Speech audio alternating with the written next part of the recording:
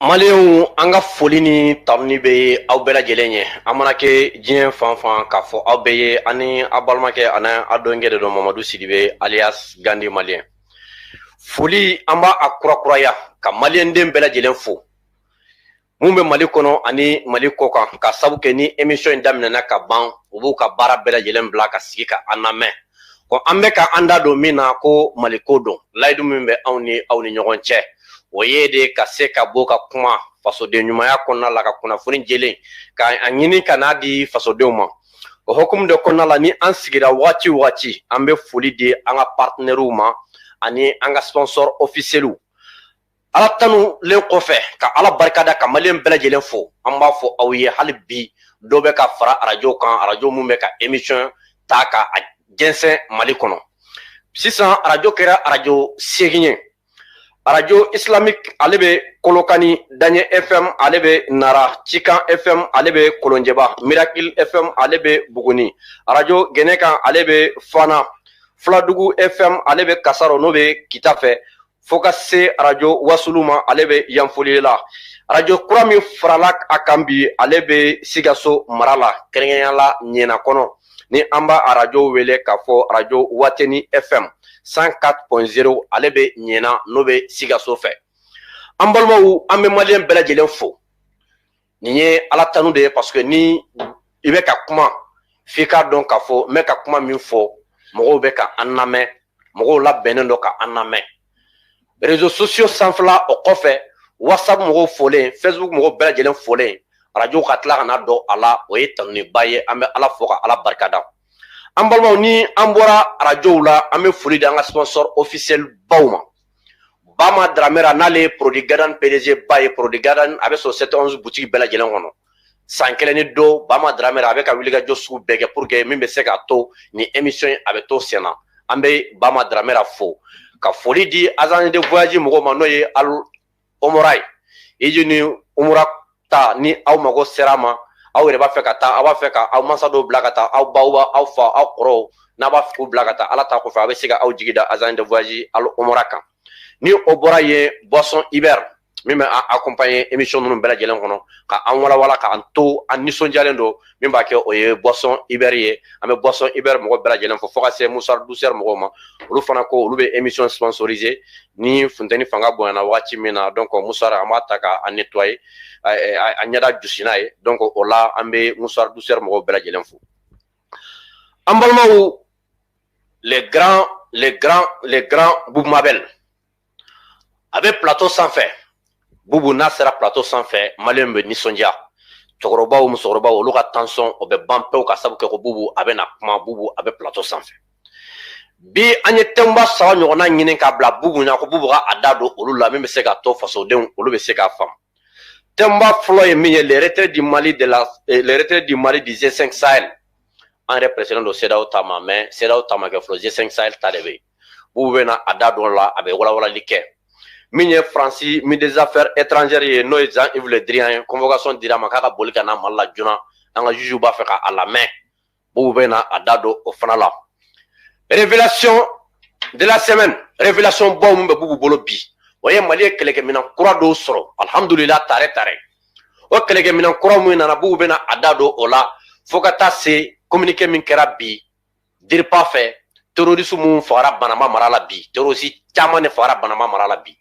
O communiqué fana an y'o communiqué sɔrɔ bi Boubou bɛ na a da don nin bɛɛ lajɛlen na nka sani n ka kuma di Boubou ma n bɛ foli di Sekti Ami Ayidara ma Serif Sekti Ami Ayidara an bɛ foli d'a ma a ka kabako fura ni mɔgɔ min mago b'a ka kabako fura la a bɛ se k'a wele 78 78 03 03 78 78 03 03 sani ka foli di Boubou ma an bɛ an ka conseiller ba fo.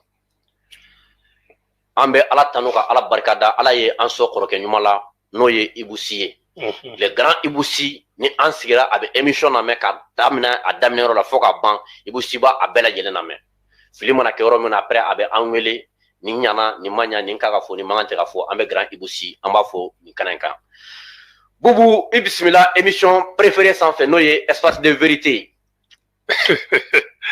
Gani n b'a fɔ ko saha i bɛ ka dɔnni yɛlɛ bi dɛ Boubou n bɛ foli di lamɛnbaa bɛɛ ma ka foli di maliden cɛman n'a musoman denmisɛn ani mabakɔrɔ ka bɛɛ fo ka bɛɛ waleɲuman dɔn bi n bɛ n ka président d'honneur n'o ye Ibou Sy ye k'a fo cɛ kelen min tɛ ɲɛngoya dugumamɔgɔ la cɛ kelen min tɛ hasiriya kɔmɔgɔ la cɛ kelen min bɛ yen n'a ka d'a ye bɛɛ ka fara ɲɔgɔn kan o de ye Ibou Sy ka laɲini ye ka Ibou Sy fo dan tɛ foli min na Gandi k'i yɛrɛ fo k'an ka technicien 10 jours k'a fo Ala kana kuma bɔ an da min bɛ maliyɛnw degun amina yarabi nba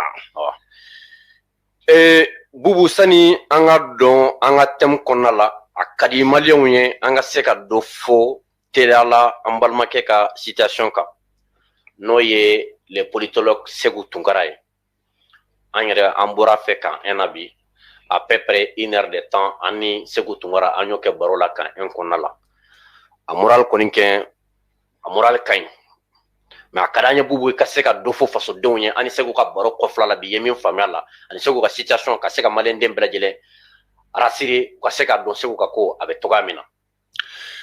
Gandi n b'i fo ka Mali gendarme fo n taara Ibou Sy Segu Tunkara sɔrɔ condition min na ani bonya min na ani karama min na ani Segu bɔra ɲɔgɔn kan sisan an y'o de fɔ Segu ye Segu ni interpellation in kan'i bila k'i bɛ dimi Mali kɔrɔ i bɛ baara minɛ k'i bɛ dɔ bɔ a la i kan'o kɛ Segu maliyɛnw y'i fɛ ko ta k'a da u dusukun na maliyɛnw ye weleli kɛ diɲɛ fan bɛɛ Mali kɔnɔ Mali kɔkan maliyɛnw y'u cɛsiri Segu i bɛ yɔrɔ min na a kɛra ko maliyɛnw bɛ yen maliyɛn kelen kelen bɛɛ ni ka n'i bila k'i b'i ka faso dimi don i dusukun na k'i b'i ka cɛsirijala foni ko barisabula fɛn kɛla min ma mɛn nin bɛ cɛbaya la nin kɛra nabi ɲumanw na Nabila Isufi nin kɛra la nin kɛra Nelson Mandela la nin kɛra fɛn tɔgɔ ye di Jɔnmuna Tarawele u ye kasow kɛ donc k'a dɔn k'a fɔ minɛliw bɛ interpellation a ka ni i bila k'i bɛ funtɛn ka jamana kɔrɔ Segu k'a ma k'a y'a mɛn nin farala anw ni Segu cɛ Gandi n bɛ kuma filanan min da o kan minnu y'a ɲini ko ka Segu minɛ minnu bɛ transition nin don o don minnu bɛ jamana in buruja n'u tila k'a sɛbɛn ko ka Segu minɛ la an b'a f'u ma k'u bravo k'u félicitations olu bɛ yen depuis Segu m'a minɛ a ye taa page lajɛ page y'a bila ko Segu minɛ la o de ye dabali ban sariya la depuis kabiri kunun fo bi an bɛɛ bɛ ka Segu minɛ k'u ɲini an t'a dɔn mais depuis aw bɛ arajo la page dɔ y'a bila k'a bɛ ka ɲini aw bɛ arajo kɔnɔ tuma min na page dɔ y'a bila k'a minɛ la a minɛla même pas 10 minutes a minɛla fɛnɛ c'est olu y'a bila k'a minɛ ka sɔrɔ a ma minɛ yɛrɛ an b'u fo parce que information b'u bolo an b'u fo Gandi n ye fɛn min ye ɲɛla bi Segu ka minɛli ko la a tɛ n dimi jamana kɔrɔ mais n b'a fɔ transition ye ni mɔgɔ kɛr'i fɛ k'a fɛ min ɲɔgɔn i bɛ ka sɔrɔ o ɲɔgɔn de bɛ nali i fɛ mɔgɔw i kanuɲɔgɔnw k'u tɔɔrɔ k'u cɔngɔ f'u ka ban i la wayi n b'o f'i ye bi Bubu i bɛ ka taa laban tɔgɔ ma ɲa dɛ bon n bɛ min ɲɛf'i ɲɛna ni ɲɔgɔn de kɛra IBK la Bakari Togolaw e se b'a kalama a bɛ se k'i maa b'a tanu u ye dada bɛɛ la k'a yɛrɛ mangoya ka n'i bɛ jɛgɛ minɛ i bɛ ji bɔ a kɔrɔ n'o kɛra kɔni kɛ i y'a labila parce que i b'a bila i kun na fɛn dɔw bɛ yen n'i y'a to yen a bɛ bɛn ko fɔ mais n'i y'a waleya fɛnɛ tiɲɛ don i kan k'a waleya mais a bɛ na ni farali fɛnɛ sariya ka girin sariya ka gɛlɛn n bi Mali Sam ni Sileman k'u bɛɛ fo k'a fɔ Ala ka tiɲɛ bange jamana in kɔnɔ Ala ka tiɲɛ bange jamana in kɔnɔ ko n'i y'a kɛ jama ka hɛrɛ kama yarabi a ma Ala k'i sutura a kɔnɔ mais n'i ko n'i y'a kɛ i yɛrɛ ka nafa walama ka dɔ to kaso ka jugu kaso tɔgɔ ka jugu kaso ma Gandi wallahi siyɔrɔ jugu min kaso la o tɛ daro jugu min kaso la o tɛ tɔgɔ min bɛ kaso la o ka bon ni kaso yɛrɛ kaso ma Bubu n'i y'i miiri Segu na cogo ma ka biye tigɛ ka na armée soutenir opération espoir Kamana Harris États-Unis vice-présidente bɔra k'a fɔ k'a bɛ Mali soutenir ko degun bɛ ka Mali sɔrɔ ko le Mali est un état souverain Segu ka meeting kɔfɛ a nana o armée kelen folili la ni fɛn Segu sɔrɔ a ye maliyɛn bɛɛ sɔrɔ ne b'a ɲini Segu fɛ a ka nin mun a tɔgɔ la Segu k'a dɔn ko faso jɔ ko nin bɛɛ b'a kɔnɔ mais n'a kɛra kun o kun kama Ala k'a tiɲɛ bange Ala kana tiɲɛ in to dugule Ala k'a da kɛnɛ kan Ala ka jamana in sankɔrɔta ni kana kɛ sababu ye k'an bolo jigin ne b'o ɲini e fɛ k'o ɲini Segu fɛ nin kan ka dɔ fara an ka moralu de kan ka ɲini fasoden bɛɛ lajɛlen fasoden bɛɛ fɛ mɔgɔ bɛ ka fanga dɛmɛ voilà k'a ka kow faamuya kosɛbɛ merci ɲɛnamaya kow ye ala ka latigɛw ye fɛn saba bɛ bubu ɲɛnamaya kɔnɔ hali jugu kana ye an ŋaniya n'a ye fɔlɔfɔlɔ ye banajugu ye banajugu kana ɲini a k'i jugu sɔrɔ a filanan o ye kaso ye kana kaso ɲini ni i jugu ye a sabanan i jugu na denbatigi dɔ kana ɲini a ka dɛsɛ a ka denbaya da kɔrɔ cogo si la dabalo kɔrɔ n'o kɛra a bɛ se ka don fɛnw na fɛn mun tɛ hɔrɔnya na a danbe n'a taabolo fɛn min t'o ye ala ka bɛɛ lajɛlen kisi nin fɛn saba in ma bubu an donna an sigikun kɔnɔ kunu an ye bonne nouvelle min mɛn an ka jamana telesoba la n'o ye ORTM ye o ye k'a fɔ Mali bɔra G5 Sahel la pewu G5 Sahel min ni Mali tun b'a la n'o tun bɛnnen don jamana 5 ma ko Mali bɔra la sisan pewu ko ka sababu kɛ fɛn caman ye ɲɛmɔgɔ tun sera Mali ma u banna olu ma fɛn fɔ ko an bɔra o la pewu sani an ka se armée ma bugu i bɛ se ka mun de fɔ G5 Sahel ko i bɛ se ka mun de fɔ Mali boli la Gandhi février 2014 hakilina in taara Faransi fɛ ko Sahel jamana 5 ka fara ɲɔgɔn kan n'o ye Mali Tchad Niger Burkina ale ni Mauritanie ko ka kɛ force kelen ka tɛgɛ ni ɲɔgɔn ma kɛ mun kama an bɛ se ka jɛ ka jugu kɛlɛ ɲɔgɔn fɛ cogo jumɛn Gandhi nin baara bolodalen hakilina talen kɔfɛ i b'a ye k'a fɔ G5 Sahel ça couvre environ 5 millions et 5 millions et a bɛ fɔ cogo di fɛn tɔgɔ ye di 5 millions de kilomètres carrés a bɛ o de bɛn o de ma ça fait quoi ni G5 Sahel dugu bɛɛ fara ɲɔgɔn kan a bɛ bɛn 5 millions de kilomètres carrés de ma Gandhi a sigila ni hakilina jumɛn ye o dugu 5 ka se k'u tɛgɛ di ɲɔgɔn ma ka ese gɛlɛya min b'u da la n'o ye tourisme ye n'o o ye sɔrɔ ye n'o ye dugudenw ka lakana ye u bɛ se cogo di k'o baara kɛ k'o latilen Gandhi u sigila nin de ye an b'a ye k'a fɔ o sigili baara kɛlen san 2015 u tilala ka na formation dɔ bénéficier n'a bɛ f'o ma ko fort conjoint de lutte contre le terrorisme donc dugu 5 ka sɔrɔsi fara ɲɔgɔn kan supervision bɛ Faransi bolo merci u kɛlen k'o kɛ tuma min na u nana financement ɲini o tun bɛ bɛn 400 millions d'euros ma 400 millions d'euros o 400 millions d'euros u y'a ci dugu bɛɛ ni ɲɔgɔn cɛ bɛɛ 10 millions o ye les pays membres a tɔ tora wari min ye États-Unis kun kan ka 60 millions d'euros et dollars di Union européenne kun kan ka à peu près 100 millions di fɛn min ye fɛn tɔgɔ ye di arabu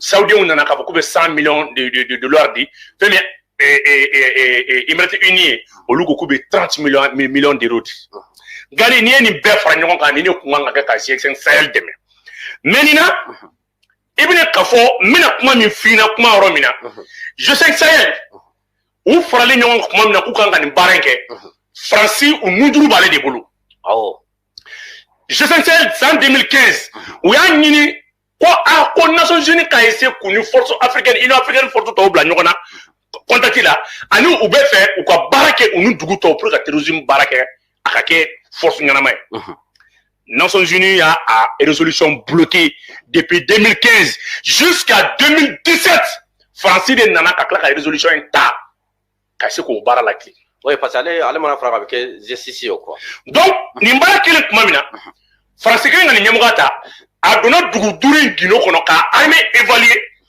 a dugu 5 armée a y'a évaluer a bɛ se k'u ka force nu faiblesse ton cogo min na Sahel kɔnɔ est ce que b'a kalama k'a y'a bɛɛ détruit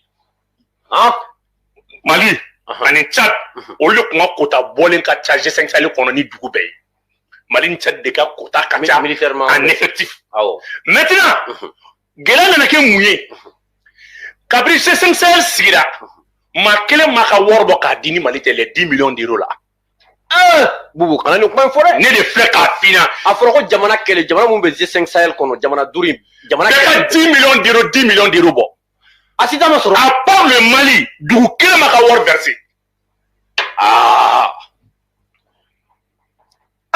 donc o b'a fɛ ka o ɲɛmɔgɔ fana ka tila ka an jɛ o fana la o t'a bannen dɛ o kelen k'a fɔ kuma ko bon ko ka président kɛ Touré a président kɛlen Touré a fɛn min ye président ka sigili la n'an b'a fɔ ma ko la réunion des chefs d'état major des chefs de l'état de G5 Sahel o sigili siɲɛ 7 o bɛnna Tchad ma Jamina donc u ko o kɛnɛ kan c'est Shekina en février 2022 au beke Mali la ka nyemoga ta ka di colonel Assimi Goïta ma. Assimi son excellence le libérateur de l'Afrique. Mais tellement que G5 Sahel no janfaka. Donc uyo munke uyo de la traîner, qu'on la traîner. Olu mu ka 10 millions. On m'a wardi, on m'a effectivement dit, on m'a fouille dit. Non, tongo barabara warbo bali nga cha le ka ko ka cha. On dit à tout Algérie ko kane tala. Ko ça c'est une force de désordre. Allez pas doit sentir doit la bada. Parce que avec Francis mo mi Algérie c'est moi là. Donc on est na terroriste placé yoro là. Ou ya donc afo worko be France la aye munge aye Arabie Saoudite nege o ka 100 milliards d'euros o bo dalema ale be Hakimi ale ni Al-Qaïda Maghreb islamique no EGC mo wi ale bo la installer. Donc Arabie Saoudite donna la tande pour que ale ka terroriste mu financer o lu be se ka position nyama so to mina ka se ki sigi Mali territoire kan bébé ka aller demain. Donc c'est ça que la ça akra G5 Sahel terroriste. Ça veut quoi? G groupe terroriste, Benika groupe terroriste do. Beba ese ka waribo, olo e ka jamana de mede. Iba ese ki ya terroriste glani metteran sa bebo deme. Sono Arab Uni, ale ni Saoudien, olo be mune nyini Malika fin Sahel yere fin re deme ni no be mune fal. Jamana mu be Sahel sans fait, Sahel sans fait. Merci. Mune ba nyaga. Mali na attaquer. Ka mondo ka bulki sike est-ce que ba kalama ka sobanda ke ka Mali attaquer chien joli je sais Sahel ma songana kana renfort là mo tout bolo donc mun na ke ni je sais Sahel mu fleni ni a gengo sabanandi ka gento ko di c'est vrai kangono en 2019 G5 de attaquer là terroriste y aller attaquer son français kumena kana drapeau korota ni G5 Sahel élément oui afo français ta dondro mais ni do franchement attaque avec domina avec engin piégé franchement ni do do ni mobilier ka G5 Sahel mais c'est vrai dit ou que ku gauche tellement que soro signana mate G5 Sahel kono ou bola ku na balabu amuro manga kala mo wadola G5 Sahel bola kana do balabu jeune ambu foni yoro la wallahi na la na krache c'est ma baru ngaye nyela vraiment ka donc ay minka ala ka sara quoi déterminer lendo mais gandi u ya dawka G5 Sahel bola ka tidu ko senu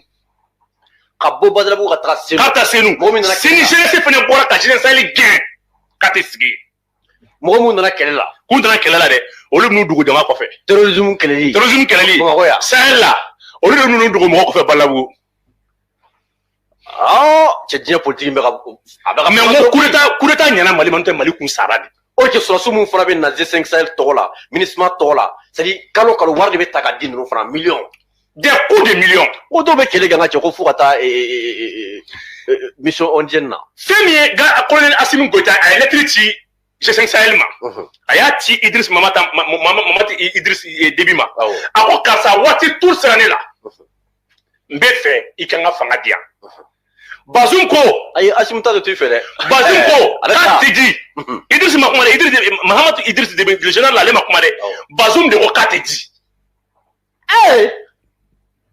mais tout do afara ko jamana be ka 10 millions d'euros sara merci amatra min kele ya sara voilà tout sero matukune kaka do makate do merci na ke sans sanen do ka do ko donc katidi Bazoum ya ni Mali ya ni ko Bazoum katidi muna katidi ko parce que il y a l'instabilité politique chez vous Tchad do kora ta gina Tchad ko merci donc il y a une bemen bay Gabriel Kera Jamina 7e rencontre Foukata depuis février 2022 où on a témoin passé Assimima ou mana Assimi électrique tu m'as rappelé ou ma kuma Assimi électrique là-bas tu m'as ko boni le 15 temena aka bloc on a malité G5 atala la réunion des présidents atala est-ce que ba kalama les organes de G5 atala la force conjointe atala olu yɛrɛ bɛ ka ɲinɛ min kɔ sari u bɛ ka ɲinɛ k'a dɔn k'a fɔ G5 Sahel sigira insécurité de kama ni G5 Sahel sigira so ma sigi dɔwɛrɛ kama parce que an jamana bɛɛ an minnu bɛ Sahel kɔnɔla la cɛncɛn fɔga sanfɛ insécurité de bɛ ka an sɛgɛn donc k'an ka tɛgɛ di ɲɔgɔn ma ka jugu kɛlɛ donc an bɛ taa ni mun ye sisan G5 Sahel kelen ka nin baara kɛ sisan ni u yɛrɛ b'a u dɛsɛra u ma sɔn ka président de Assimi parce que u bɛ terroristes de placer yɔrɔw la donc u bɛ produit ba placer ka Mali de kɛlɛ. Donc, on va donc le Mali monte en puissance position minnu bɛ yen n'u y'a di Irisou ka CDT minnu bɛ yen a bɛ tiɲɛ yira donc a président tɛ di Mali ma côté de la bilen Mali yɛrɛ tɛ nɛgɛ o don k'a d'u ma ko aw ka misɛn k'u ka misɛn aw dugu duuru tout récemment a ka avion dɔw tun bɛna wuli a bɛ fɛ ka don à travers le G5 Sahel a bɛna Mali attaquer plusieurs fois Fransi parce que France ka terroristes dogolen don yɔrɔ min na u tɛ se ka bɔ u tɛ se bɔcogo foyi t'u la terroristes ninnu cantonné don o cantonné don donc chaque fois a bɛ fɛ k'u labɔ parce que u minɛ u bɛ kuma u bɛ ka fɛnw fɔ quoi terroristes bɛ ka kuma u bɛ ka guindeaux di u bɛ ka guindeaux di bon ne de y'a f'i ɲɛna on doit porter plainte contre la France au conseil des Nations Unies à l'ONU. Ah mais plainte bɛ o ka ministre des affaires étrangères est-ce que an t'a dɔn kɛlɛ ma bɔ donc n bɛna min f'i ɲɛna sisan G5 Sahel Mali bɔra la avantage ye mun ye parce que couloir kelen tun bɛ G5 Sahel bolo Mali y'a ka couloir espace-aérien bɛɛ tigɛ France la k'a tigɛ MINUSMA na mais couloir kelen tun dilen don G5 Sahel ma n'o ye Bunti ale ni Boni ale ni Sévaré. Fransi Gossi ale ni Sévaré Gossi ale ni Boni Fransi ka pankuru a tɛ pan sanfɛla la ale kɔni kɛ interdilen don min interdilen tɛ o G5 Sahel de couloir kelen dilen don G5 Sahel ma voilà e ka munumunu nin yɔrɔ in kɔnɔ donc n'a bɔra nin yɔrɔ min na i ka taa yɔrɔ wɛrɛ merci donc France avion tun bɛ don G5 Sahel de fɛ comme ale bɛ G5 Sahel la France bɛ G5 Sahel la o y'o G6 Sahel de kun don n'a donn'o la a bɛna renseignement ta Mali territoire kan même l'autre jour France avion ye Mali territoire traversé a fɔra k'a bɛ mun na a ko non ko G5 Sahel ka mission de don wa G5 Sahel ka couloir ninnu kɔnɔ ale fana bɛ munumunu kɔnɔ parce que ale fana bɛ G5 Sahel ale b'o la très bien donc i bɛna k'a fɔ l'autorité malienne elle a salué wallahi Mali président bɛ fɔ hali nin dɔrɔn kama c'est-à-dire u ye problème yɔrɔ de ye quoi an b'a fɛ ka Faransi de viser mais an ka Faransi to yen Faransi bɛ ka munumunu kun min na ko G5 Sahel an ka G5 Sahel an ka bɔ la pewu très bien donc couloir ninnu fana bɛ datugu sisan donc o ye Faransi ta bannen o couloir tigɛra pewu o Faransi ta bannen sa pewu ah non parce que i b'a dɔn Faransi kun bɛ ka délégation bɛ bila en place a bɛ taa Niger de Niger le mois de juin août Faransi kun bɛ Mali attaquer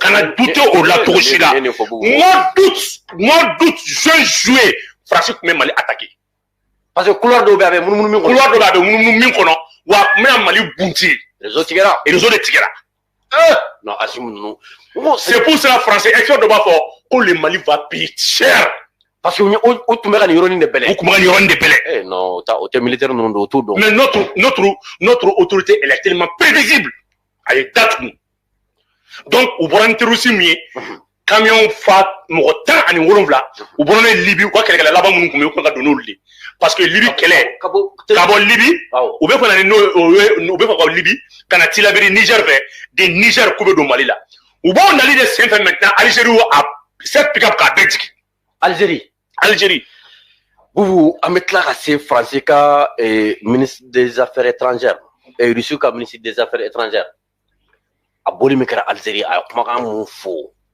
Boubou nin ye jigi sigi kuma wɛrɛ an bɛ tila k'an da don o la mais continue nin fɛ fɔlɔ donc ka f'i ɲɛna ka kuma nɔgɔya G5 Sahel Mali ye grand pas de kɛ nin ni Mali kun ma bɔ nin na relation wɛrɛ kun b'a ni Faransi cɛ donc a tɔ tora MINUSMA de maliyɛnw ka da autorité in na layidu n'an y'a ta k'a daminɛ wariko ka na Faransi ka coopération militaire layidu bɛ ni maliyɛnw ma an b'a bɛɛ dafa k'a se a dan na maliyɛnw ka to Ala kɔ ka to kira kɔ ka to fanga ye e dalen dɔ la MINUSMA ko wariko G5 Sahel UEMOA ko u bɛ nin bɛɛ seere a bɛɛ bɛ bila Boubou bɛ ka taga cogo min na dɔ kɛra sa dɛ Gandi calendrier de bɛ transition bolo sa baara bɛ kɛ ni calendrier min non calendrier de b'a bolo Gandi a ka maliyɛnw ka kɛ Ala kama n tɛ ka layidu fu d'u ma u bɛ fɛn fɛn kɔ n'a bɛ Mali souveraineté ko fɔ a baara bɛɛ banna ka ban baara bɛ banna a banna pewu o ninnu jigi sigi kuma ye dɛ Gandi ko G5 Sahel kun dabɔra min kama e t'a dɔn donc cela veut dire que mois d'août ni Faransi tun b'a fɛ mois d'août Antonio Guterres nana a bɛ Sénégal n'a bɔra Sénégal a kan ka taa Niger de Niger maintenant ale kan ka MINUSMA yɛlɛma ka kɛ force africaine ye n'a kɛra force africaine ye donc maintenant Faransi y'a fɔ CEDEAO dugu ma aw tɛ se Mali la Mali bɛ yɔrɔ min na ko bi aw tɛ se a la Niger tɛ se a la Côte d'Ivoire tɛ se a la Burkina tɛ se a la bon n bɛna mun de kɛ n b'aw équiper ka avion d'aw ma ka muru d'aw ma ka marifa da aw ma mais aw tɛ se k'a boli n yɛrɛ de bɛna boli Faransi yɛrɛ donc avion min dira Côte d'Ivoire ma c'est les pilotes israéliens qui doivent conduire avion min dira drone min dira Niger ma c'est les pilotes français qui doivent conduire mais c'est la légion française Faransi yɛrɛ ka légionnaire minnu bɛ yen ni finmanw don olu bɛna olu de kɛ ka Côte-d'Ivoire tenin d'où là, ka Niger tenin d'où là, ka Burkina tenin d'où là, ka hena fo yo Burkina sera souillé ka so France militaire ou de. Mais couleur qu'on a mis fermer la babu o jigi sigi ça. Maintenant comment les yefio. Donc après ka do lycée Saint-Sahel, on dit à ton commando ivoirien qui est minela au don au nord là. Un commando ivoirien. Non miné. Nord là. À Kerbla, ameka avancer sane anga setem fengeroma à Kerbla jona. Ameka na donno. Oui, commando qui est miné. Au commando munu fleni, on lui appelé ni oni ni ministre na nyokona odi. On lui be don ka don. On lui te Mali made. On lui be France basé do boum. Ka fo Mali sera sous yake. Parce que c'est des Ivoiriens d'origine malienne. Hein? Oui. Ou yo de ke bagbo là. Ou be mercenaires là don. Kani ou yo ka force attaquer. Avocat Nodo. Donc ça on est ma profitero de fait na ok c'est ça. Donc force africaine mécanale et qui miri ministre d'amna ni ministre de force africaine di. O masaka makonya. Die ben na do ministre kono. O man na fonya. C'est ça Antonio Guterres ko ka asiki africain o matuku. O ton chaman créera ça. Ton cité na fanya. Ah cité na fanya. Bon ni ku Mali bindo c'est la France s'est préparée maintenant de livrer une guerre contre le Mali. Une guerre ouverte. Donc, il y a beaucoup aller ministre ni fait. Avec la légionnaire ou be tenindo, il veut Burkina tenu là, il veut Niger tenu là, il veut Côte-d'Ivoire tenu là, mais français armé mo de. Ah, malien ay kerblade. Ay kerbla mi be se ka to émission a be se ka protéger to ka mina parce que anga do yoro mina ka bona be mina kura do nana révélation bawbe bubu bulo mais ambe au thème Amboto émission laban wati ay kerbla bubu avancer itara orato Niger orato irishi président William Kata Algérie atra Algérie voir parce que autant un base sigi ka kala ni B52 Niger kano sigi ka Niger armée avec Amérique français c'est l'Amérique même qui est derrière tout ça Mali pour le même Amérique dit ay beba do France ni Amérique de be jelao France ni Amérique de be jelao voilà bon mo do foni c'est nous jolé kala ba kono très bien donc ou ko ngere ko ko mamina ou ya ka fo si vous les réalité Mali de ou be fait Algérie d'attaquer Algérie somino là parce que en bassin sédentaire mbe no le bassin de Taoudini au bassin sédentaire mbe au bassin mon flané ou jigi be bi Algérie de keno ko protéger orato Algérie ma son G5 Sahel ma abada Amazon. Donc, Algérie riche Benaka, rapidement, on a basé installé Jonah Mali. Parce que basé a installé entre le Mali et l'Algérie. L'Algérie a fait vers du Odongo. Mais pour on a comment donner ko Algérie ko riche ka de même que Mali ko riche ko atela Jonah. Mais comment est-ce qu'on a dit que tele ko yemune Algérie ka parce que d'autres on dit ko Mali ni Algérie Mali betane Algérie ko ngana kele mais be katla ka yebi Algérie be Mali de même. Algérie est la prochaine cible de l'OTAN. L'OTAN ni Mali t'avait fait Algérie d'attaquer. Donc Algérie a compris que le seul allié de Algérie ça c'est le Mali. Parce que Mauritanie, Algérie, Mali, on les Djelendo, le bassin de Taoudini, qui est le plus grand bassin du monde, je peux même dire du monde. Au bassin, ça va mon frère. Donc aujourd'hui, il va Algérie bosser c'est Kassama. Et tu sais, parce que gazodik mbe, tio mbe bokana, o tio infene dugu kelembo o tio sous région contrat, ale mumbo association we Algérie di. Abe fo de ko oléodique. Bon mo be yene la de ka yero de wuli ko tio ta ko do e Italie pour que ka gazi bo Mali la ka do Italie ka Union européenne servine o lo bu bo ni e riche bolo. Bebumba don franc Algérie de franc be ka France servini gazi. Merci. Ni Algérie franc 10 000 dongo nu Algérie la 10 000 dongo. Merci. Ah Algérie be so ka gazi. Donc mo ba mi ko Mali de mo be riche la. Riche de mo be Mali la. Muna parce que Union européenne mo be riche la ni fait au bébé Mali la. Donc nous c'est nous riche to bi. Nous Mali soro. Ou bien Djeka fera autant à riche kele. Cela veut dire comment côté de l'eau riche la bien tout. Merci. Parce que les Saniens sont riche kele. Ou Djibé riche à gazi to ka fermer dron. Gazprom au ka fermer dron. Au Gazprom quel le Mali nord fenela. Est-ce qu'il y a combien? Mali nord la Gazprom français. Gazprom ni ba bara. Ou Gazprom ni na barabo. O kaja sous bakna la Gazprom ne be na le. Ale pétrole dun. Ale de bina gazi bo pétrole be sauter wora bulu ko SNPM. Hein? Ici, la gaz gandhi kana fait ça. On a floué. 3 drones. Drone ça va. On est bien dans sans fait. Gandhi ni ma drone ça va jo. Ou bien gazi chuti. Bati. Gandhi bati. c'est-à-dire drone bɛ jɔ sanfɛ. drone saba 24 heures sur 24 heures. baara bɛ ka kɛ duguma. baara bɛ ka kɛ duguma. olu bɛ to surveillance la. merci. Mali tile tɛ se o. a ka ca. n ko n bɛ ka min ɲɛf'i ɲɛna o ye Mali to yen. Il y a une délégation française qui est attendue au Mali la semaine prochaine. À peine à la Tobago, Mali délai à la Nika de Kama. Kana sudu bi. Mais pour Mali ko faut que Dieu à l'Algérie d'enfant. Et yo asime on de ça. Ah, yo alliance Mdo, alliance Mdo, alliance africaine Mdo. Mais c'est fini. Niya ko bane. Gadi, là il a. Est-ce qu'il y a une femme français ou une aventure là? Ama atelo.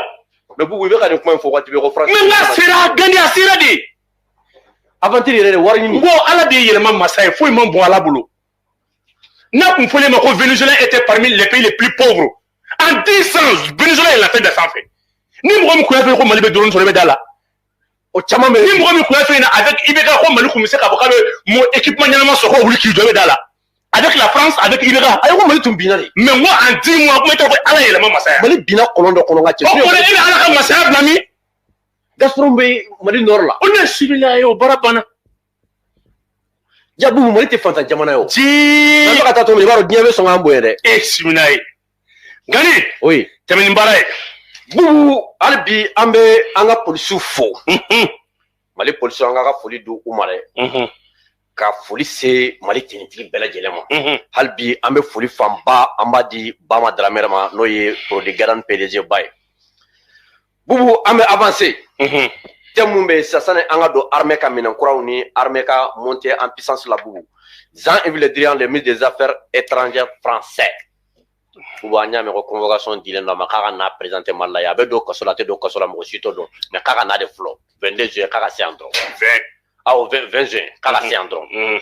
Bubu ko o bɛ cogo di. A bɛ minɛ. dɔw bɛ k'o kɛ lagosi ye dɛ. A bɛ minɛ a bɛ taa sɛgɛn cabinet la. N ye n kalifa fɛn min na o ye ala ye fɔ n'a ma na. Non, a bɛ don kaso la. Wallahi sɛgɛn cabinet hali premier cabinet a t'o sɔrɔ o ye falen don. Kaso bon na sɛgɛn Gadi labilalen don. N ko Mali bɔra Maliya la juge d'instruction ye convocation bila ka taa n'a denkɛ. K'u ye mun kɛ. O ye min kɛ i b'o dɔn. Ayi. Ninnu de bɛna ka na pression kɛ président denw gindo ani président gindo ka tila ka écoute téléphonique bila ka président espionner. Espionnage. K'a sɔrɔ o papier ta k'a yira k'i bagabaga. Nin di a sɔrɔ n bɛ bɔ ni nin ye. N'o tɛ n bɛ bɔ ni nin ye. Yo non o ye kaso ye. Gani u ye nɛgɛ IBK la ka Karim ka dossier ta k'a da ale ni est-ce que b'a kalama IBK ka avion ko ka pression wuli cɛkɔrɔba kan f'a ye est-ce que b'a kalama marché ta k'a d'u ma. Faransi dun sariya sɛbɛnna a b'a kɔnɔ ko trafic d'inflation o d'inflation k'a man ka marché des Français personnalité si ma à l'extérieur. Mais Gandi i bɛna dɔn nin sen ni farafinw bɛ tiɲɛ kan ou bien n'u bɛ nkalon kan Faransi bɔra ka min fɔ convocation talen ko la France ne peut pas livrer sa personnalité à la justice d'un autre pays. Olu tɛ se k'u ka jamana. Ko Faransi mɔgɔ ba tɛ se ka taa di mɔgɔ wɛrɛ ka justice ma. O tɛ se. O tɛ se k'o se ka kɛ. Bon yan fasoden. Mais avantage ɲuman bon ni ɲuman i b'a kalama ko ni avantage ye min ye i b'o dɔn. Ayi. Jean-Yves Le Drian nana wo a mana wo a denkɛ nana wo u mana wo nin ye Mali tigɛla ale la parce que c'est la toute première fois qu'on va délivrer un mandat contre une personnalité française. Ayi i bɛ ka min fɔ ne bolo ni convocation dira Bubu n'a ma na o k'a to yen mais k'a don n'a nana waati k'a minɛ. N'a nana waati bon ne de filɛ k'o f'i ɲɛna n'a nana taa sɛgɛn cabinet la nin de bɛna kɛ est-ce que b'a kalama France ministre pour la toute première fois France ministre bɛ kɛ Mali prisonnier. Mali tɛ dɛ ko Afrique bɛɛ ni ɲɔgɔnna ma deli ka kɛ. An ma deli ka kɛ. Afrique bɛɛ. Ka convocation di France ministre ma. N ko nin bɛna siɲɛ fɔlɔ ye. Non k'a ma deli ka kɛ. Et puis i b'a kalama n'a ma na le juge là est tellement courageux a bɛ mandat d'arrêt bɔ. Mais ayi n'a ma Gandi n b'a ɲini fɛ ala kama an bɛ émission n'a mandat bɔra hali fajiri fɛ n bɛna émission kɛ yan mandat d'arrêt international mɔgɔ ni janjɛ jeli ɲɔgɔn ye k'a minɛ ka na n'a ye. Simina e bɛ Mali dɔn wa. Cɛ Bubu ayi sadi ne ma min faamu o de ye sadi i b'a dɔn ni convocation dira ma n'a Mali la ne bolo n'a ma na convocation na an k'a to yen. A tɛ wa a fɔ jamana n'a taara k'a minɛ ka na ye. Non n bɛ k'o de ɲɛf'i ɲɛna n bɛ k'a f'i ɲɛna de i bɛna ye ka fɔ mɔgɔ n'a nana n'u ma taa namasa d'a ma sɛgɛn cabinet la ka k'u bɔnna. K'a fɔ tout. Hali ne yɛrɛ bɛ taa lajɛ. Wallahi bi mɔgɔ ta ko a bɛ wɔɔrɔ faso ye. A ta taa fili. Wallahi ka hali n'a kɛra kɛmɛ kɛmɛ. Ka sɔrɔ an bɛ wari min sɔrɔ c'est trop. Hali na n'i ye 2 millions sɔrɔ mɔgɔ la don wari la i ma dɔ bɔ i ka tɔɲɔ la a bɛ n'ala cɛ. Nin n'a kuntigɛjɛ faso ye. Bilayi. Non Bubu ne yɛrɛ kɔni ye n bolo. Mana d'arrêt international ko ye. Ko Mali justice ɲɔgɔn tɛ yen. C'est une justice n ko mɔgɔw cɛw ni musow de bɛ justice in kɔnɔ ils sont très courageux. Wallahi tile tɛ pan dugu na k'a ka dɔgɔ. Mais Bubu nin bɛɛ la. Jean-Yves Le Drian ni mana d'arrêt international dara ale kan. Mun ye marché di ale ma dun. Jumɛn? Olu ka ko ka kɛ cogo di? Ayi. on allez marcher sur un trafic d'influence. Le trafic d'influence est un délit. Ah, Boubou, aka to tiyé fana ba do ka foko e papier mi de sara kono. Gani ne be kuma galifié. O be kuma wore di. Ngo papier traye deni teni sungurundi bolo. Dengani ne pa ko. Ayo yo to. Ah voilà. Ah bana. Nyoto. Ango yorote. Anyoto ya ngatan kuma. Ay kerbla amena do yoro mi ngono sa spécial l'armée malienne. L'armée monte en puissance. Boson Iber do mi flo anga soro ka continuer anga énergie ta. Boson Iber ango mi do anga soro ka continuer. Amanga sponsor officiel ba bela jele fo. Sektiami Aidra kabako furatigi 78 ni amago bala. Bama dramere ka folie be azan de voyage al omra mo aka folie be yan ani Moussoir douceur mo boson Iber amota ka énergie ta.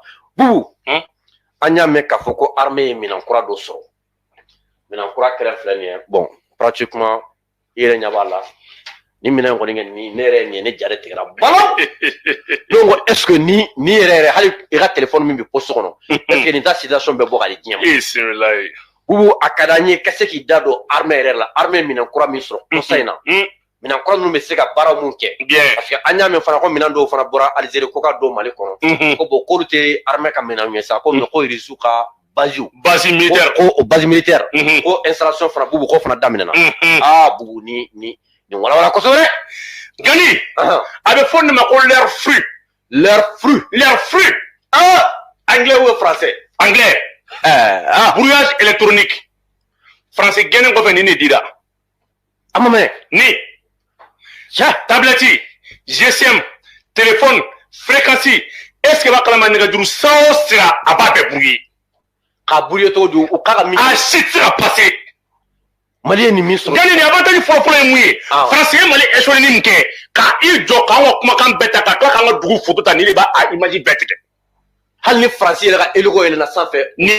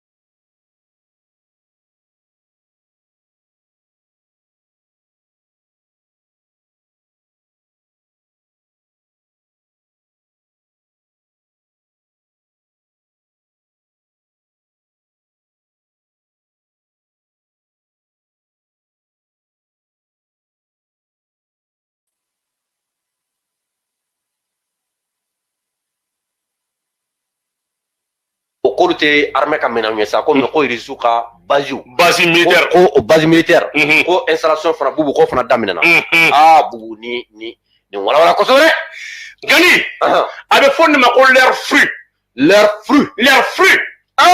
anglais ou français anglais brouillage électronique français genen ko fene ni dira amame ni tablette GSM téléphone fréquence est-ce que va kala maniga duru sira ababe brouiller kaburiyo to du o kaka mi sera passé Mali ni misro gani ni avantage fo muye français Mali échoué ni nke ka il jo ka wa kuma kan beta ka ka nga dugu photo ta ni ba a image beta hal ni français la elugo ele na sans fait ni ba beta gani en 12 heures de temps ni me se ka fait arrêter pendant 12 heures de temps leur fait Adjolé sans fait adjolé nduguma avait fait arrêter comment arrêter pendant 12 heures de temps femme be ka planifier entourager la ba beta ka be farno ota banende télémétrie fene bala gani naye aw jolento ni ne be ka sababu attaque ba mun ke Mali ko na be noya ni tero subina attaque be woleli mke anu be téléphone mu ci nyoma anu be nyom position min di ni ta be ka ki géolocaliser na géolocaliser avec ka ki corno GPS beta appelé drone tiku non ali be si camion bamga wala to ko Kamazer 53 50 awo o y'a bɛ sigi mobili min kan a bɛ sigi drone min kan o de Orlandis drone o drone o tɛ Bayadare ye dɛ o tɛ drone turki ye dɛ o ye drone russe de o b'o de drone de wele ko Orlandis nin fana ye Russie ka minɛ ye nin ye Russie ka minɛ ye Russie ni nin drone de di u bɛ connecté ɲɔgɔn na de donc olu pilote ka wuli ka taa gosili kɛ nin bɛ position ta ka téléphone bɛ ka ci yɔrɔ min na a b'a signe bɛɛ da aw ma donc drone b'i jɔlen to k'i ta yɔrɔ bɛɛ la k'i faga. C'est-à-dire n'ale information min sɔrɔ voilà ka sabe ka kuma yan fɛ a jɔlen filɛ nin centre nin kɔnɔna la ale b'a cadrage n'a fɛ de a fɛn bɛɛ kɛ a b'a fili drone tugu n'a fili drone tugu bɛ sɔrɔ k'i bombarder. Très bien n'a kɛl'o la a bɛ mun kɛ tugun an b'a fɔ fɛn de ma ko gata guidage aérien ni avion bɛ sanfɛ a bɛ ka information di dugumamɔgɔw ma i n'a fɔ misali ye mun ye ni faransi avion ni dugu wɛrɛ avion bɛ ka entrafiquer mais a bɛ ka position di terroriste ma duguma a bɛ se k'o fɛnɛ brouiller ka tila ka a fila bɛ ka position di drone fɛnɛ ma dugumamɔgɔ ni sanfɛmɔgɔ a b'a bɛɛ drone a b'a bɛɛ position k'a bɛɛ gosi ɲɔgɔn fɛ. E ko k'a tɔgɔ l'air free cɛ n'o bubu minɛ mɛ i bɛ fɛn ninnu dɔn donc sisan kɔni kɛ nin ye terrorisme tɔ Gandi fitinin a kɛ n'i jɔlen to yan Côte d'Ivoire Togo est-ce que b'a kalama Algérie Mauritanie Guinée kuma fɛn fɛn bɛ k'a fɔ a fɛn fɛn na n'a bɛ kuma ko a to n ka na sa a bɛ fɔ o de ma ko communication naval est-ce que b'a kalama naval base naval fɛn fɛn bɛ yen kɔgɔjidaw la ni armée ka minɛn jɔlen bɛ yen kumakan fɛn fɛn bɛ yen a b'a bɛɛ ta ka tila ka base identifier. o b'a yira mémoire ka bɔ la de bubu ko 10 heures de temps. Ah oui, mémoire. 10 heures de temps. Pourquoi faire pas d'arrêter 10 heures de temps. Ça veut dire que ni kelen kɔni bɛ se ka. Ni kelen mun filɛ nin ye a nakun tɛ dɔwɛrɛ dɛ u b'u to Niger ka mɔgɔ jugu mun na don ani b'u to Burkina ka mɔgɔ jugu na don u bɛna janfa min siri Mali kama o communication bɛɛ essayer b'a bɛɛ ta à la seconde près. Bon bugu ni cela veut dire que nin bɛ baara in bɛɛ de kɛ. Ni kɔni funu kumana ɲɔgɔn kulo kɔrɔ dɛ funu da don ɲɔgɔn kulo kɔrɔ la k'a fɔ ko bon awɔ distance kɔni ɲɛ ka co. ayi mɔgɔ min ye fili hali n'a ye 2 mètres don a ɲɔgɔn cɛ a b'a ta. A fɔlɔfɔlɔ min a bɛ ka kumakan min fɔ a b'o brouiller a tɛna se ka ɲɔgɔn faamu. O t'a bannen a bɛ kila ka e seba kalama identifiant fɛnɛ b'a la aw bɛ yɔrɔ min na k'o ta mais a bɛ compter drone bɛɛ la dɛ a bɛ compter drone o de Orlandis mais c'est o dɔ b'an bolo. Parce que ni sana sa e yɛrɛ ka kuma ni sana ni drone Orlandis n'ale tɛ parce que e ka fɔli la nin bɛɛ acteur tɛ se ka baara kɛ. A n'o tɛ se ka baara kɛ a n'o de ani Orlandis de bɛ na ɲɔgɔn fɛ o. A n'o de nin baara bɛɛ kelen don ka ban o Orlandis saba de bɛ nali. Drone parce que bi an ye G5 Sahel gɛn mun na parce que Assimi est région militaire de créer 10 régions militaires Assimi de créer chaque région militaire drone saba nanan de bɛna taa bulon kɔnɔ avec 2 avions de chasse et des équipements a bɛ fɔ de ma infanterie de bɛ duguma olu de bɛ ka baara kɛ o kɔrɔ ye mun ye n'i ye Kayi attaquer Kayi n'a pas besoin ka Kulukoro wele minɛn bɛ dafalen Kayi yɛrɛ don tɛ k'i bunte ka ko yɛlɛma tigɛ ni n'i ye Kulukoro attaquer ni terroriste donna Kulukoro b'a kɛlɛ kɛ n'a ka avion n'a ka char ni a ka BRDM ni est-ce que b'a kalama a ka moyen de renseignement k'a ban pewu n'i ye Sikaso attaquer Sikaso bi i kɛlɛ k'a sɔrɔ Segu ma bɔ a kalama. C'est-à-dire nous tilara dɔrɔn u da ye dɔrɔn ka communication kɛ dɔrɔn k'a fɔ anw ɲɛna a ye bɔ a ka nin da fasodenw tulo kan terroriste nana an attaquer bi ni mɔgɔ ya tɛ fagow la a ye nin minɛ ya tɛ minnu la baara banna fɛn sɔrɔla a banna mais k'a fɔ a ye déplacé ka na renfort ka na non renfort ko nin y'o de nɔgɔyatɔ ye renfort ko banna chaque région est autonome militairement nin y'a Assimi ka technique di o b'u ko minɛn dɔw nana ko Russie ka base bɛ sigili daminɛ o ko est-ce que o kuma o de kuma taara Algérie de fɔ ko k'o de baara toliya conteneur 7 de fɛnɛ bɛ ka wuli parce que Turquie kun y'a ka espace aérien tigɛ anw na ne m'a fɛ yen ko minɛnw bɛna ka sɔrɔ Turquie tɛ wa a y'a fɔ bubu donc bɔra ni minɛnw ye Damas minɛn donna conteneur 7 Damas yɔrɔ jumɛn dugu in tɔgɔ ye di kɛ Bachar bɛ dugu min na tɔgɔ ye Syrie voilà Syrie oui c'est vrai Syrie Damas oui n y'a faamu o banna donc sisan France ka base bɛɛ mana cɛ France ka base bɛ cɛ Russie ka base bɛ sigi a baara daminɛ la nɛgɛw ka kulonso nɛgɛw u ka base parce que mɔgɔ caman bɛ k'a fɔ ko ni Français ko bon ko ni Français bɛ ka taa ko est-ce que u tɛ sɔn k'an gosi non attaque kɛ yen u kun ye bouclier mun installé a bɛ fɔ de ma ko S500 u y'o de bɔ yen sisan ka na S500 Triomphe o mun ye o ye bouclier antimissile de défense aérienne de don Gandi diɲɛlatigɛ fɛn o fɛn n'a ko k'a bɛ don a b'a bɛɛ jigin sanfɛla kɔni ɲɛ ka cɛ ani maga la ale bɛ 700 km a ka portée o di u bɛna fila de sigi k'a bɔ Algérie ka na fɔ Segu o ye 700 km ye k'a bɔ Segu ka taa Kayi o fana ye dɔwɛrɛ ye Mali couverture fila de nin y'a bɛɛ relier de ɲɔgɔn na tan a kelen bɛɛ 166 missiles de b'a la cɛ Gandi wallahi ni France ɲɛsi bɔ ni t'a tale ya hali n'a y'a kun dun ka Mali lajɛ an b'a kun ci. Donc sisan menace foyi tɛ menace foyi tɛ Mali. Gani ŋo minɛ i mana nin jɔlen a tɛ hali yɛlɛ man d'a ye i tɛ mobili in na. Donc ne y'ale jara tigɛ. Ii kana nin c'est plus de combien de tonnes à Gria cargo i miiri hàn est-ce que b'a kalama Antonov nin fila de Antonov de wulila ne kana n'o tɛ cargo denninw tɛ s'a kɔrɔ. Cargo tɛ se nin kɔrɔ. Ayi cargo denninw tɛ s'a kɔrɔ. Bubu ko armée Victor dɔw fana kɛ Nara mara la ko terroriste à peu près 12 ɲɔgɔn na ko y'olu faga ko. Gani 7 ɲɔgɔn na. Mali bɛ ka terroriste gosi yanni ka France ka lafiya de yɔrɔ France bɛ yɔrɔ min na a yɛrɛ sen bɛ karaga la. Ɲamina. Gani u b'a fɔ dugu ma ko Tubakɔrɔ Sila. Tubakɔrɔ Sila. Ani Semene. Colonel bɛ yen n'an bɛ foli de ma o de ye colonel Bouakari Yansi Sanogo. Sanogo. Ale ni colonel Basiru Ɲangandu. Gani sɛnɛ bɛ ninnu na dɛ. n'i y'a finɛ nin colonel fila ninnu de n'u ka cɛdenw tun bɛ yaala la o tuma na nin yɔrɔ kofɔlen ninnu na a yɔrɔ in bɛ Banaba mara de la. A bɛ fɔ nin ma ko opération kɛlɛtigi 1 o de ni ninnu bɛnna ani opération kɛlɛtigi 1 o de ni ninnu bɛnna. Gandi u nana yɔrɔ min na dɔ seba kalama u ye aso wuli an ka cɛdenw kan. U ni arme lourde bɛ ɲɔgɔn na PKM de b'u bolo. Un coup terroriste. Mais où est colonel ninga mɔgɔw gosi n'o ye Bouakari Yansi Sanogo ye. Gandi a y'a ka cɛw gosi yɔrɔ min na seba kalama a y'i da tu la. Ka fu bɛ fɛ ayi fɛ ma bɔ fɔlɔ. U ye nin kɛ tuma min na a ye nin kɛ tuma min na u ye nin kɛ tuma min na cɛ n'a ka cɛw replié k'i da tu la. U b'a fɔ nin ma ko GTA groupement tactique interarme. Fɛn min dɔ t'u bolo. Olu ka farin dɛ. Gandi n ko colonel ni Bouakari ni mais est-ce que b'a dɔn a y'u dalen to kuma na u bɛ tiri dilan u kunfɛ u ma formé o. Mo ta ɲɛ dɔn Kérémé taara ka di terroriste ma kungo kɔnɔ. Bon o t'a kɛ bilen. O t'a dɔn. Mais Gani ne y'a f'i ɲɛna an ka arme dɔ b'an bolo n'an b'o wele ko PKM ale ye arme belebele a cogo kelen f'i ka su jigintɔ ye 7 morts sur le champ. Gosiko kelen na. Gosiko kelen ale bɛ 265 coups de bɔ. Sɔrɔ ka kungo fɛngɛ dɛ. Gani.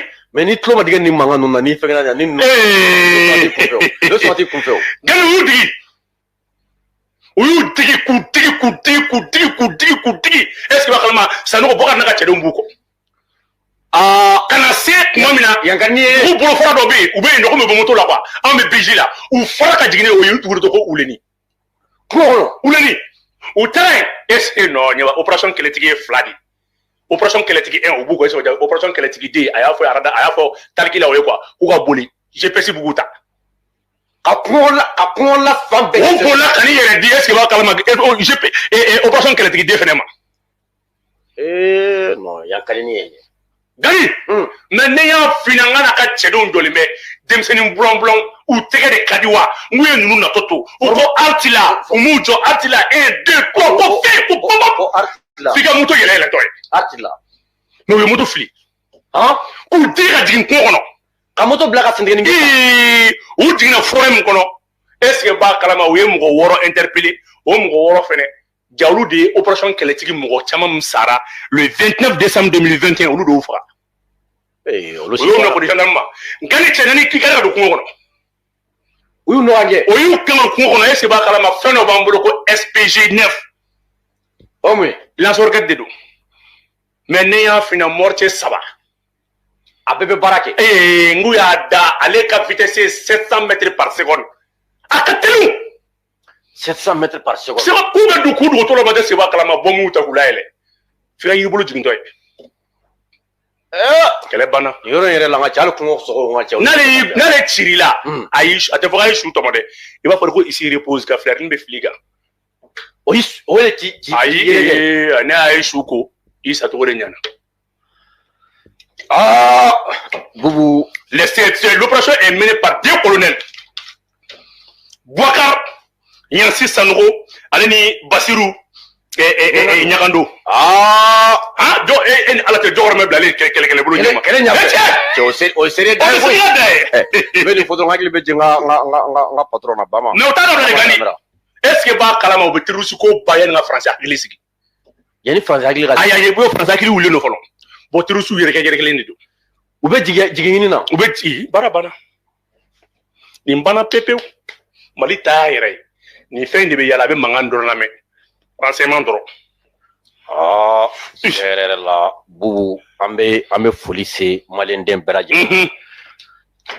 Hɛrɛ la émission yɛrɛ y'an ka cɛ. An ka to tan. Li kɔni y'an ka cɛ u b'a ye fɔ mɔgɔ 10,000 ni kɔ. Donc an bɛ foli s'u ma parce que i b'a dɔn émission mana daminɛ waati o waati bɛɛ de b'a ka baara bila cɛkɔrɔbaw musokɔrɔbaw denmisɛnninw bɛɛ de b'a ka baara bila ka sigi ka émission lamɛn. O de kama an y'a fɔ ni an sigira waati o waati kumaw bɛ yen an man kan tɛ ka an da don olu la. An bɛ min fɔ jamana marabagaw ye jamana kɔnɔdenw ka danaya b'u o kan an b'u dɛmɛ i n'a fɔ an y'u dɛmɛ kunun cogo min na an b'u dɛmɛ bi an b'u dɛmɛ sini baara taatɔ an bɛ ka jateminɛ fana bubu folikan jumɛn de bolo ka se maliyɛn. Gari folikan tɛ ne bolo ni dusukun tɔɔrɔlen don tiɲɛ yɛrɛ la Segu bɛ bolo la n bɛna segin ka taa Segu de kɛrɛfɛ tugun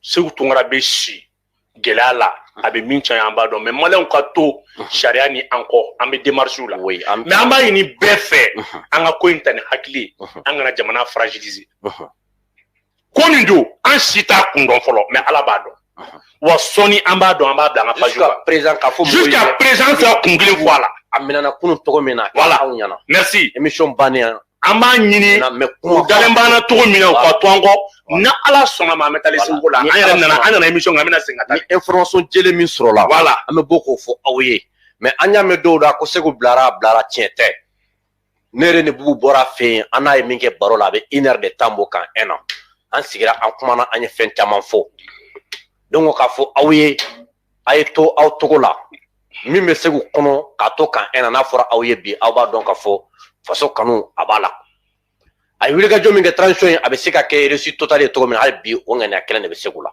donc ni an bɔra yan sisan ni Ala sɔnna an b'an kunda kan 1 kan aw kɔni kɛ tuloma jɔlen ka to ni kibaruya min bɛ Segu ka ko la ni Ala sɔnna an bɛ kibaruya jɛlen an b'a di aw ma